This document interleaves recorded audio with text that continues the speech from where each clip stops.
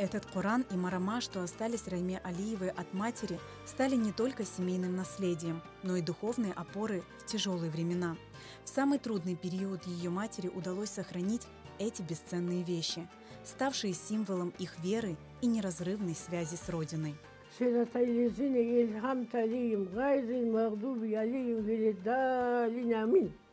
Битайым өлгенде анайыма қызына беріп кеткен. Анайым да рахметлі 94 жасаған olsa оқыды. Табиатлы, жақсы қызым деп, мына бұны маған анайым беріп кетті. Райме Алиева родилась в 1935 году в ныне несуществующем селе Алач Сакского района. В их семье было 5 детей. Райме ханым с теплом вспоминает детство в родном селе, где местные жители, включая ее родителей, занимались земледелием и скотоводством. Айванларға, сығырыларға айланып мынаудай су шығады. Ат айлана, бочка кете, су шыға. Айванларға мынаудай не латок, бочкаларын бочкаталар мынаудай. Айванлар латоктан су içer. С началом войны жизнь в селе изменилась. Всех мужчин забрали на фронт. В армию ушел и отец Райме Алиевой. Babam armiyada, anam 5 balanın, үйімізде 2 tane солдат var. Anama айтқандар. Мужа нет, дети маленькие, готовься. Ярн саба сізні шығарacaklar Крымдан. Так мать Райме Алиевой узнала о предстоящей беде и разлуке с Родиной. Утро 18 мая 1944 года стало большим испытанием для их семьи, как и для всего крымско-татарского народа. Мені анайым бірінші үйінден шыққанда Құранын алды. Швейный машинаны алды. Анаммен тәтем ағлай, не алacağım білмей, күймеге ұрба, ашамаға аш, ана алалар, жесіналар.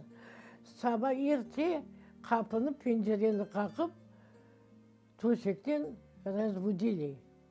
Анам біздерін киіндіріп, машинаны алдын алып шықты.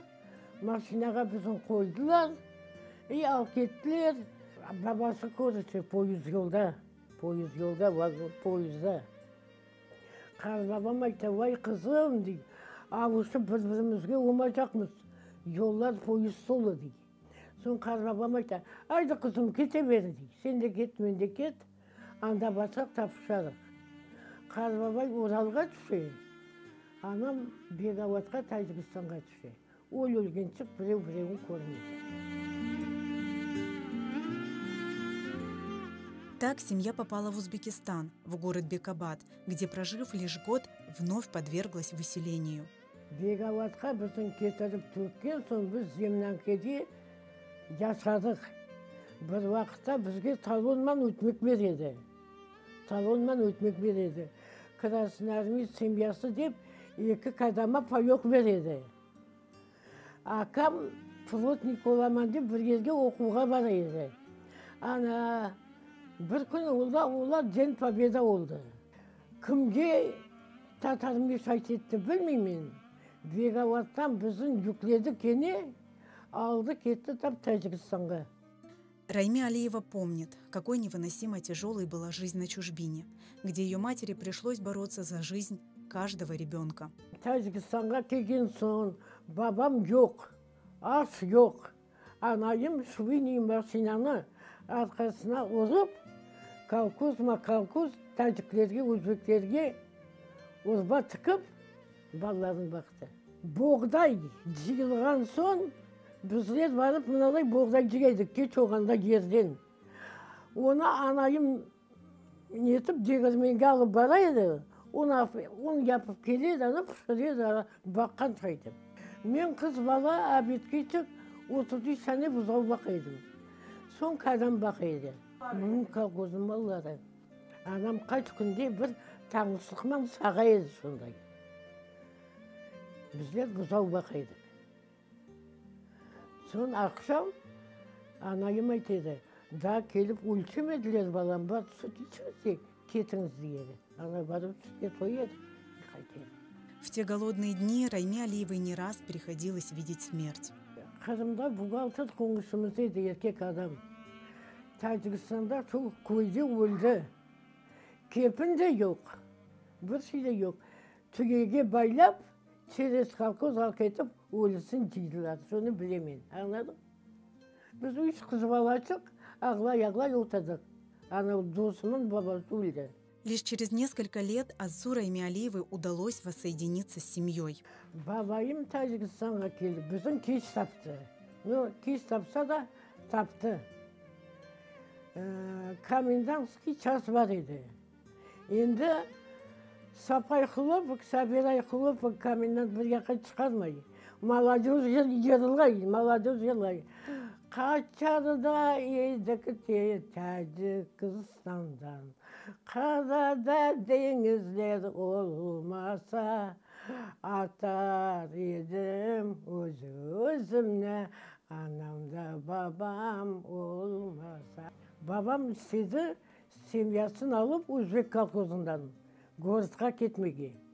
Бабама айтты ки, тебе воля, иди, куда хочешь.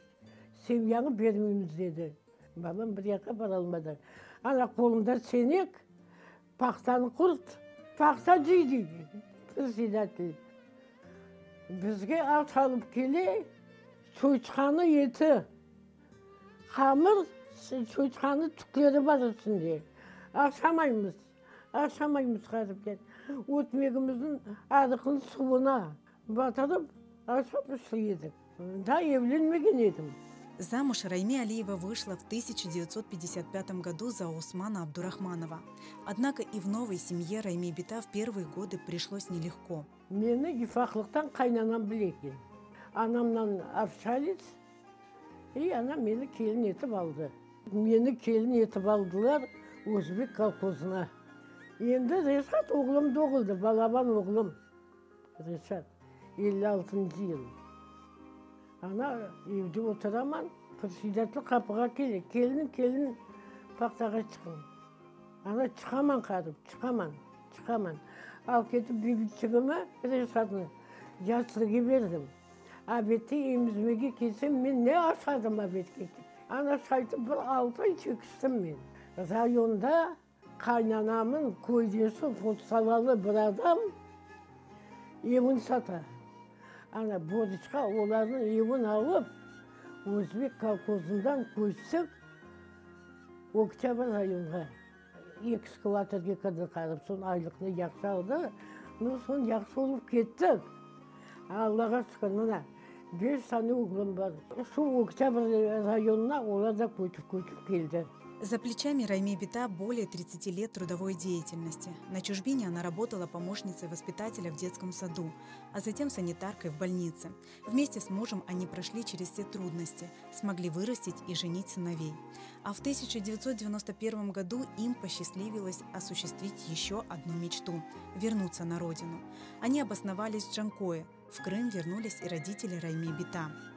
Сегодня Райме Бита наслаждается жизнью в Крыму, окруженная любовью и заботой своей большой семьи, и радуется, что здесь, на родине, родились и живут ее внуки.